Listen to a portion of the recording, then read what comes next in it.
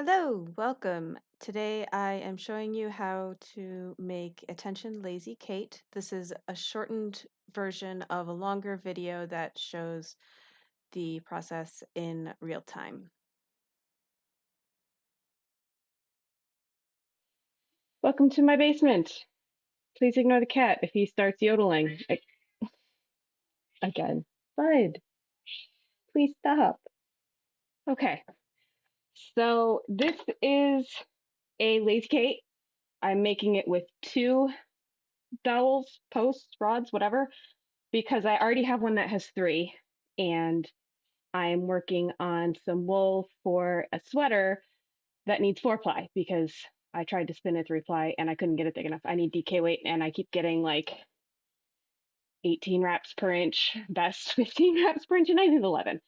So we're going to do a 4-ply. So I need another lazy Kate. Um, this is basically yesterday, my friend Sarah came over. Well, she came over, not just yesterday, but anyway, we were hanging out this weekend and she brought up this board. I have no idea what wood. My guess is pine because that's what the last one was and it's really light. Um, it's basically just a flat board, drilled two holes in it that were the width of the dowels, which are also the same width as my metal rods for my other lazy Kate, and drilled it about halfway through. I need to clean out the holes, so it's going to be part of what I do today. And a bigger hole for a tension bar, and I made this out of just some copper wire I had on hand. It's not the best. It's a little too tight, but it's the wire that I have, so it's the wire that I'm using. And then another hole for this screw, this is the second door handle from, you can't buy knob handle things at Home Depot in packs of one. They came in packs of two. So this was the second one from my first lazy Kate that I made last year. So what I'm going to do, I'm going to take this out. I'm going to clean up the holes a little bit. I'm going to give it another sanding. It's already been sanded once, but I'm going to just do it one more time. And then we're going to do our first layer of wood stain, which I have to read the directions, but I think I need 2 layers. Then wait 24 hours, maybe just 1 layer. I have to read the instructions. And then wait 24 hours. We'll do the poly coating and then wait another 24 hours. And then I'll be able to use it, which is exciting because I have 5 very full bobbins and I only have 6 bobbins for my nano. So I want to spin again. So in addition to drilling for the two dowel rods about halfway through the board, I also made another hole a bit bigger for the extra small dowel that will hold the tension spring. For that dowel, I used the smallest bit I could find to drill a hole horizontally through the rod that I could put a wire through. In this shot, I am sanding the board just to make sure it's extra smooth. It's already been sanded once before we drilled, but I wanted to make sure it was extra smooth, and I realized that it was had been used before, so I was pointing out some random staples that I found in it.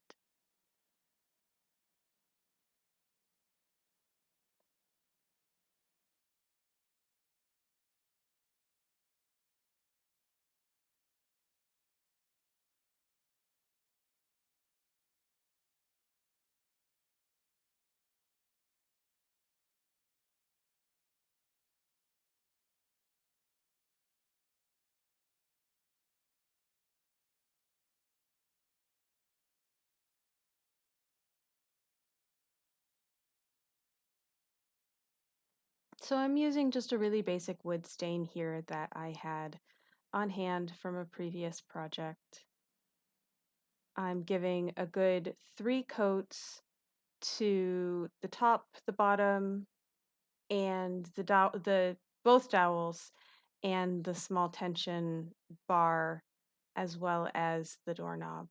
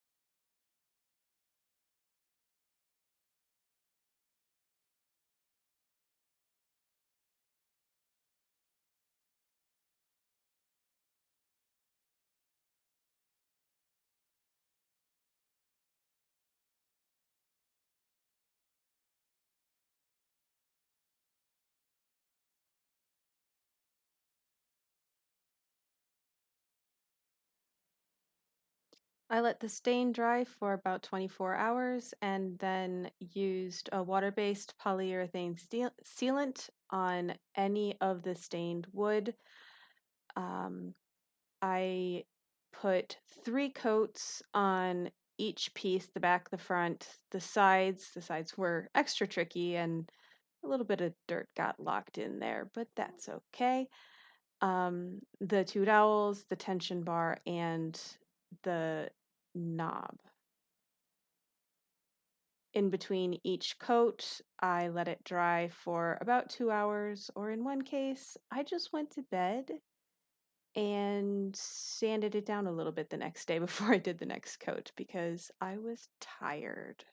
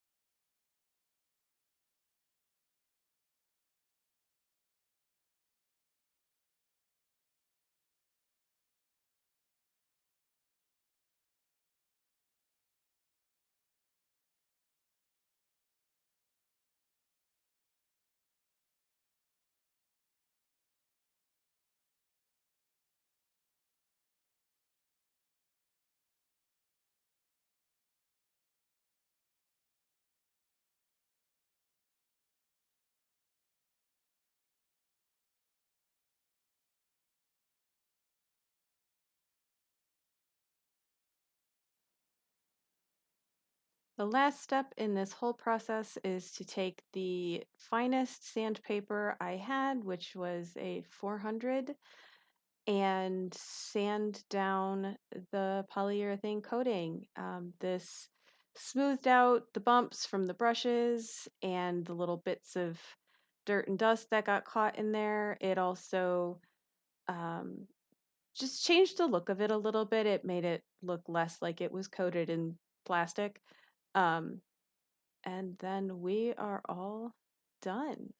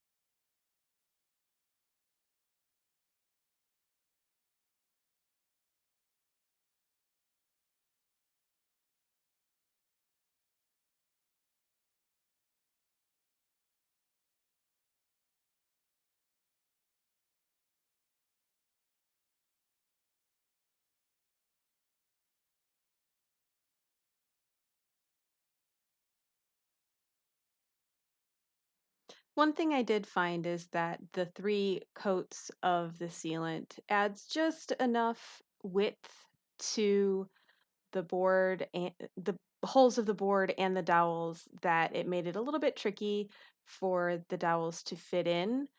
Um, they were drilled to be very snug to begin with, so the extra layers did add just enough that I needed to do a little bit of sanding and scraping, particularly for the tension bar, um, which seemed to catch a lot more of the sealant in the hole than the dowel rods did.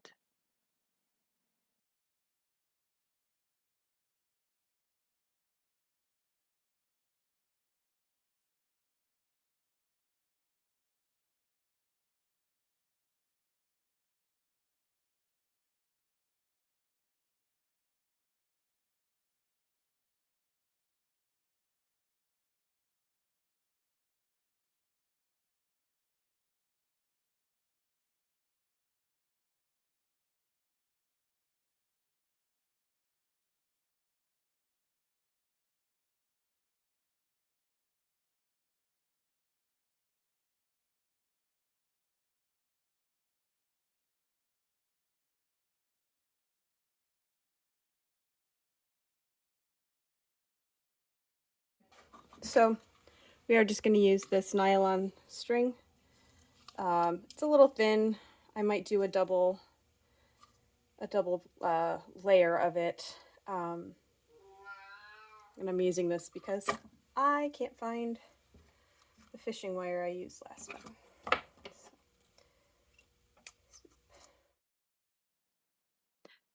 The tension coil is made out of 12 gauge copper wire that I had on hand. Probably a little too tight, but it does hold its shape pretty well. What I did was stick it through the hole in the tension bar to create the part that kind of locks onto the bar, and then I used the same dowel to just coil the spring around it several times, and it worked just fine.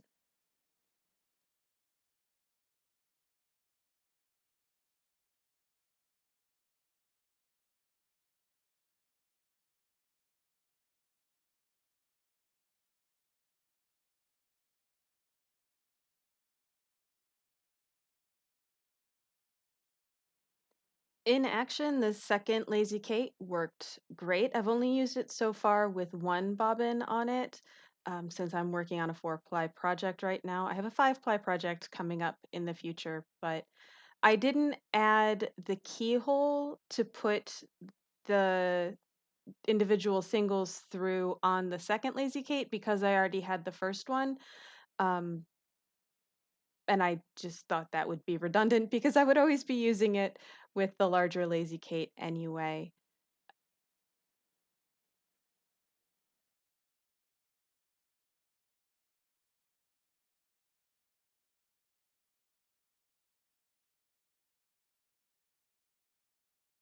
This, my friends, is why we wear an apron.